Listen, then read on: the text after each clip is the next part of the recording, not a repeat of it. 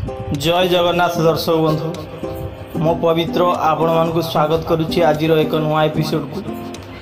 दर्शक बंधु आज टॉपिक टी है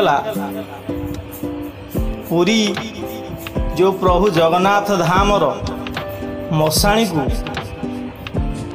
कहीं स्वर्ग द्वार बोली कह जाए। जेते बेले सबू गाँ ठू आरंभ कर जेकोसी जिलार समस्त मशाणी को मशाणी कहला बेले पुरीर मशाणी को स्वर्ग द्वार बोली कहीं कहला यार गुप्त रहस्य कौन? दर्शक बंधु पुरीर एमिति अनेक प्रकार आश्चर्यकर घटना रही एवं आश्चर्यकर कथा रही। पुरी को शंख क्षेत्र कह जाए कहीं ए वीडियो मु आगुरु अपलोड करी मो चैनल रे।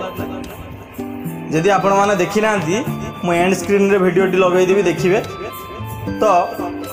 एवं पुरी रे देखिए आपण सबु मंडप अच्छी भोग मंडप पाला मंडप सबु प्रकार मंडप अच्छी किंतु यज्ञ मंडप नहीं कहीं।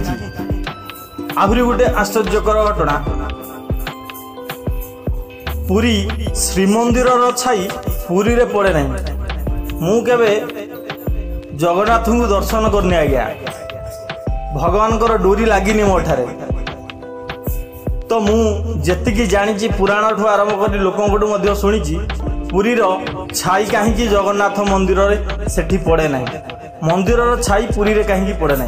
से छाई कौटी पड़े तार प्रमाण सहित मुझे कहि आपन को वीडियो माध्यम जनइबी किंतु एबे नुहे। जदि आपण माने कमेंट करेंगे ताहले नेक्स्ट वीडियोटा मुझे ता विषय ही बनइबी। तो एमिति पुरीर अनेक प्रकार आश्चर्यकर घटना रही। ता मध्यरु ये एक आश्चर्यकर घटना जे पुरी रो जो मशाणी को स्वर्ग द्वार बोली कह जाए कहीं। तो आमे वीडियोटी आरंभ करिबा। जदि मो वीडियोटी भल लगे गोटे लाइक करिवे, गोटे सुंदर कमेंट मध्य प्रभु नाँ रे करिवे, शेयर करिवे जे कि आपनको सांगसाथी मध्य ए विषय जानतु। एवं मो चैनल रे जदि नुआ आसीथिबे चैनलटा को निश्चय भाव में सब्सक्राइब कर देबे। दिने पुरीर राजा बड़ पंडा को डाकी राजा पंडा को कहले अनेक दिन हलानी पुरी रे वर्षा हो नहीं कहीं जहा फल रे कि पुरी रे अनाहार रे लोक मरले। तुम्हें पंडे टिके प्रभु जगतरनाथ जगन्नाथ को पचार आउ जदि मते न कुह ताहले तम मुंड कटा जीव। यही कथा जेते बेले पुरीर राजा बड़ पंडा को कहले बड़ पंडा अति दुख एवं डरर सहित जाई भगवान मंदिर सामने रे बसी कांदिले। जेतेबेले यही कथा कहले भगवान जगतरनाथ जगन्नाथ पुरी पंडा कांदिबार जानी पारिले एवं जेतेबेले माँ लक्ष्मी जानिले से चलचंचल होई प्रभु जगतरनाथ को कहले प्रभु तम भक्त वर्तमान विपद रे तांकु जाई तमे उत्तरटी देई आस नचेत तुम पतित पवन बानारे कलंक लगी जीव।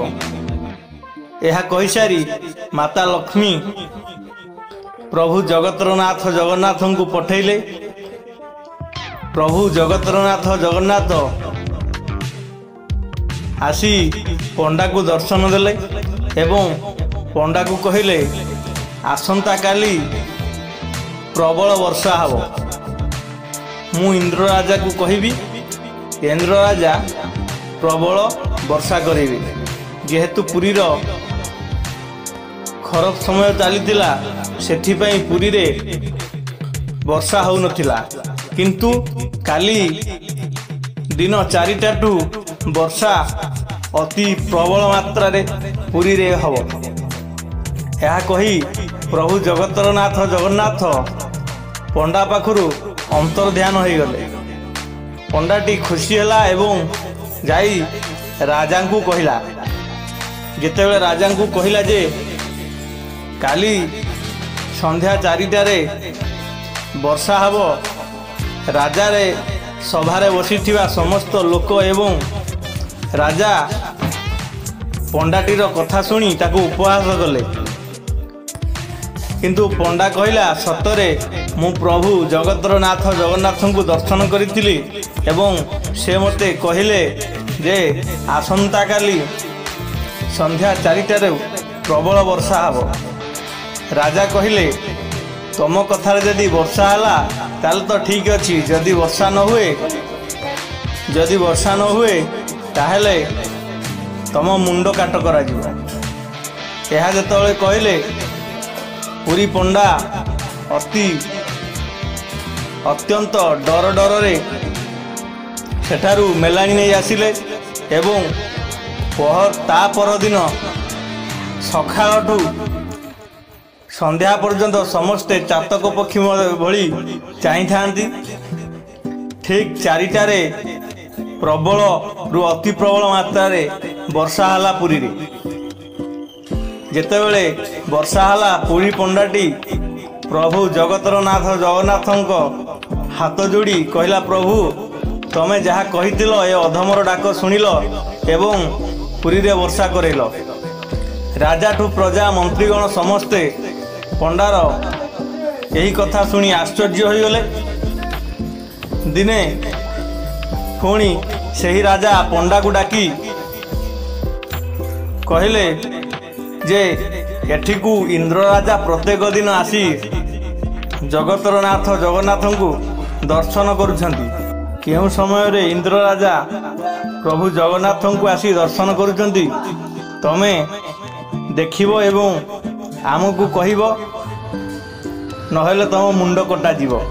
ଏହିଭଳି ଭାବରେ ଯେତେବେଳେ ରାଜା ପଣ୍ଡାକୁ କହିଲେ, ପଣ୍ଡା ପୁଣି ଥରେ ଆସି ପ୍ରଭୁଙ୍କ ପାଖରେ ବିଳାପ କଲେ ଏବଂ ପ୍ରଭୁ ଜଗତର ନାଥ ଜଗନ୍ନାଥ ପ୍ରତ୍ୟକ୍ଷ ଭାବରେ ପୁରୀ ପଣ୍ଡାକୁ ଦର୍ଶନ ଦେଇ ବଡ଼ ପଣ୍ଡାକୁ କହିଲେ, କାହିଁକି କାନ୍ଦୁଛ? ନା ପ୍ରଭୁ ରାଜା କହିଲେ, ଯେଉଁ ଇନ୍ଦ୍ରଦେବ ଆପଣଙ୍କୁ ଦର୍ଶନ କରିବା ପାଇଁ ଆସୁଛନ୍ତି ତାଙ୍କୁ ପଚାରିବା ପାଇଁ ଯେ ସେ ଏତେ ଦିନ ଧରି ପୁରୀରେ ବର୍ଷା କାହିଁକି କରୁନଥିଲେ ଏବଂ ତାଙ୍କୁ ରାଜା ମଧ୍ୟ ଦର୍ଶନ କରିବେ। ଆଉ ଯଦି ମୁଁ ତାଙ୍କୁ ଭେଟ ନ କରେଇ ଦିଏ ସେ ମୋର ମୁଣ୍ଡ କାଟ କରିବେ। ତ ମୁଁ ତାଙ୍କୁ ଦର୍ଶନ କରିବା ପାଇଁ ଚାହୁଁଛି ପ୍ରଭୁ ଇନ୍ଦ୍ରଦେବକୁ। ଏହା ଯେତେବେଳେ ବଡ଼ ପଣ୍ଡା ପ୍ରଭୁଙ୍କୁ କହିଲା, ପ୍ରଭୁ କହିଲେ, ତୁ ମୋର ଦୁଆର ମୁହଁରେ ହାତ ଦେଇ ଛିଡ଼ା ହେଇଥିବୁ, ସମସ୍ତେ ତ ହାତ ଦେଇ ଗଳିକି ଯିବେ, ଯେଉଁ ଲୋକଟି ଗଳିକି ନ ଯିବ ସିଏ ହିଁ ଇନ୍ଦ୍ର ରାଜା। ତ ପ୍ରଭୁ ଏତିକି କହି ଅନ୍ତର୍ଧ୍ୟାନ ହୋଇଗଲେ ଏବଂ ବଡ଼ ପଣ୍ଡା ପ୍ରଭୁଙ୍କ କହିବା ଅନୁସାରେ ଦ୍ୱାର ବନ୍ଧରେ ହାତ ଦେଇ ଛିଡ଼ା ହେଲା। ସମସ୍ତେ ଗଳିକି ଯାଉଥିଲେ, କିନ୍ତୁ ଜଣେ ଆସି କହିଲା, ହାତ ଉଠାଅ, ମୁଁ ଭିତରକୁ ଯିବି। ସେତେବେଳେ ପୁରୀ ବଡ଼ ପଣ୍ଡା ତାଙ୍କ ଗୋଡ଼ ତଳେ ପଡ଼ିଯାଇଥିଲା। ସେ ଇନ୍ଦ୍ର ରାଜା ଥିଲେ ଏବଂ ଇନ୍ଦ୍ର ରାଜା ଜଗନ୍ନାଥଙ୍କୁ କହିଲେ, ମୁଁ ତୁମକୁ ଦର୍ଶନ କରିବା ପାଇଁ ଆସୁଛି ସ୍ୱର୍ଗରୁ ବୋଲି ମୋତେ ଧରା ପକାଇଦେଲ, ମୁଁ ଆଉ ଆସିବି ନାହିଁ ଏବଂ ମୁଁ ସ୍ୱର୍ଗରୁ ଆସି ଯେଉଁଠି ଓହ୍ଲଉଛି ତାର ନାମ ଆଜିଠୁ ସ୍ୱର୍ଗଦ୍ୱାର ହେଲା, ମୁଁ ଆଉ ଆସିବି ନାହିଁ, ତୁମେ ମୋତେ ପ୍ରତ୍ୟେକ ଦିନ ଦର୍ଶନ ଦେବ। ଏତିକି କହି ଇନ୍ଦ୍ର ରାଜା ଫେରିଗଲେ। ସେହିଦିନ ଠାରୁ ଯେଉଁଠାରେ ଇନ୍ଦ୍ର ରାଜା ଆସି ଓହ୍ଲେଇ ମାନବ ବେଶ ଧାରଣ କରି ପ୍ରଭୁଙ୍କୁ ଦର୍ଶନ କରିବା ପାଇଁ ଆସନ୍ତି ତା ନାଁ ସ୍ୱର୍ଗଦ୍ୱାର ରଖାଗଲା। ସେଇଠି ଶବଦାହ କଲେ ଡାଇରେକ୍ଟ ସ୍ୱର୍ଗ ଦର୍ଶନ ମିଳେ ବୋଲି କୁହାଯାଏ। ଯଦି ଭିଡ଼ିଓଟି ଭଲ ଲାଗେ ତାହେଲେ ଲାଇକ୍ କରି ଚ୍ୟାନେଲକୁ ନିଶ୍ଚୟ ଭାବରେ ସବସ୍କ୍ରାଇବ୍ କରିଦେବେ। ଜୟ ଜଗନ୍ନାଥ।